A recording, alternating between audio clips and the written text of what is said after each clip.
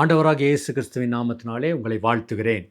இன்றைக்கு மத்தேயு எழுதின சுவிசேஷம் 3ஆம் அதிகாரம் 11ஆம் வசனத்தில் யோவான் ஸ்நானகன் இயேசு கிறிஸ்துவை பற்றி பேசும்போது, அவர் உங்களுக்கு பரிசுத்த ஆவியினாலும் அக்கினியினாலும் ஞானஸ்தானம் கொடுப்பார் என்று சொல்லுகிறார்.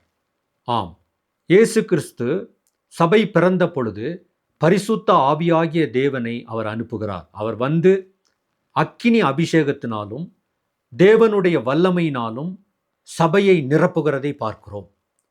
சபை என்பது தேவனுடைய ஆதீனத்தில் இருக்கிற ஒரு மிக மிக முக்கியமான ஒரு அம்சமாகும். ஆகவே சபைக்குட்பட்டவர்களாகிய நாம் இன்றைக்கு பரிசுத்த ஆவியினாலே நாம் நிரப்பப்பட்டிருக்கிறோம். அவருடைய வல்லமையினாலே நாம் நிரப்பப்பட்டிருக்கிறோம். ஆகவே நாம் கிறிஸ்துவின் உண்மையான பிள்ளைகளாக நாம் வாழ முடிகிறது. தொடர்ந்து அவருடைய அபிஷேகத்தை பெற்று சபைக்குள்ளாக நாம் காணப்படலாம். அவர் வரும்போது அந்த இடத்துல கிரேக்கர் என்றும் இல்லை, யூதர் என்றும் இல்லை, எந்த வகுப்புவாத பிரிவினைகளும் இல்லை. இதுதான் தேவனுடைய திட்டம், இதுதான் தேவனுடைய சபை. இந்த சபைக்குள்ளாக ஒருவருக்கொருவர் நாம் அன்பை பறைசாற்றி நாம் ஏற்றுக்கொள்ளுதலோடு கூட அவருக்கு சீஷர்களாக காணப்படுவோம்.